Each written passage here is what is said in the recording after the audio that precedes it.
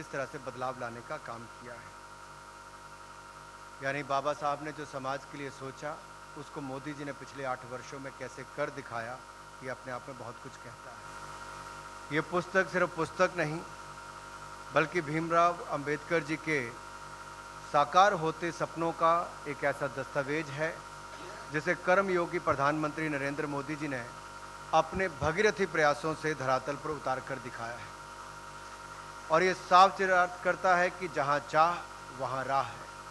भारत के संविधान के रूप में बाबा साहब के विचारों ने हमारे राष्ट्र की नींव रखी है और बाबा साहब का संपूर्ण जीवन जो है वो समानता, मानवाधिकार और सामाजिक न्याय के लिए समर्पित रहा है। वह दलितों, पिछड़ों और वंचितों के महानायक थे। उनके जीवन मूल्य और सिद्धांतों का आधुनिक भारत के निर्माण पर व्यापक प्रभाव है। देश को जब आज़ादी मिली तो प्रथम कानून मंत्री के रूप में डॉक्टर भीमराव अंबेडकर जी की कल्पना थी कि कैसे समाज में विसंगतियों से दूर किया जा सके, कैसे बहुजनों को, वंचितों को समाज की मुख्य धारा से जोड़ा जाए, विकास की गंगा सब तक पहुँचे और भारत एक विकसित देश की ओर कैसे अग्रसर हो। ये इनके विचार थे और कल्पना भी थी। दुर्भाग्य ये रहा कि आज़ादी के बाद कई दशक बीत जाने तक कई सरकारें आई, लेकिन उस दिशा में ज़्यादा काम नहीं हो पाया। लेकिन 2014 में जनता के आशीर्वाद से पूर्ण बहुमत से प्रधानमंत्री नरेंद्र मोदी जी बने और आज हम गर्व के साथ कह सकते हैं कि बाबा साहब के सपनों का भारत आज पूरे आत्मविश्वास के साथ दुनिया की महाशक्तियों के साथ कदम ताल कर रहा है, तो नरेंद्र मोदी जी के नेतृत्व में कर रहा है। इसमें कहीं कोई संशय नहीं कि डॉक्टर अंबेडकर का पूरा जीवन वंचितों, पीड़ितों को सशक्त करने पर केंद्रित था। प्रधानमंत्री मोदी जी ने प्रधानमंत्री पद की शपथ लेते समय पहले संबोधन में ही साफ कर दिया था कि उनकी सरकार गरीबों और वंचितों की होगी और उनके पूरी तरह से समर्पित होगी। उन्होंने वायदा किया था कि सरकार पंडित दीनदयाल उपाध्याय जी के अंत्योदय के सिद्धांत पर चलेगी, जो कि डॉक्टर अंबेडकर जी के विचारों से अलग नहीं है।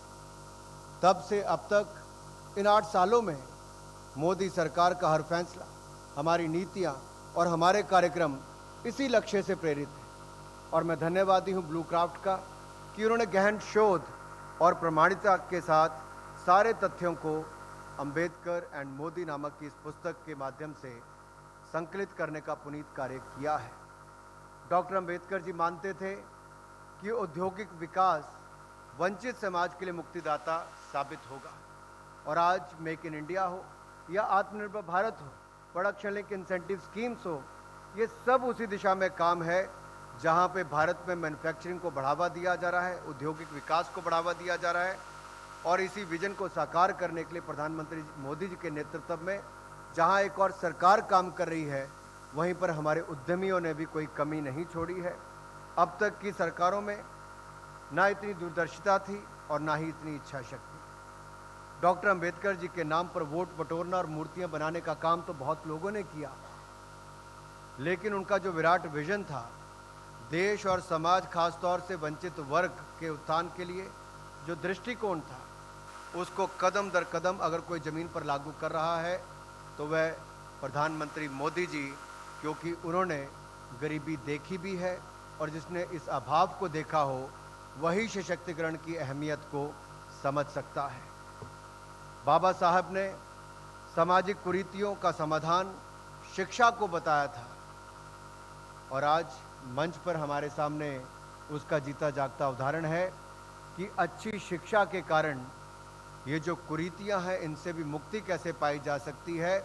और आज के राष्ट्रपति जी को देखें या पूर्व राष्ट्रपति जी को देखें, बाबा जी के सपनों को साकार होता आज का भारत ये देख रहा है। मोदी जी की सरकार बाबा साहेब के विचारों को सार्थक करते हुए विश्वास शिक्षा में आमूलचूल परिवर्तन लाने हेतु कार्य कर रही है।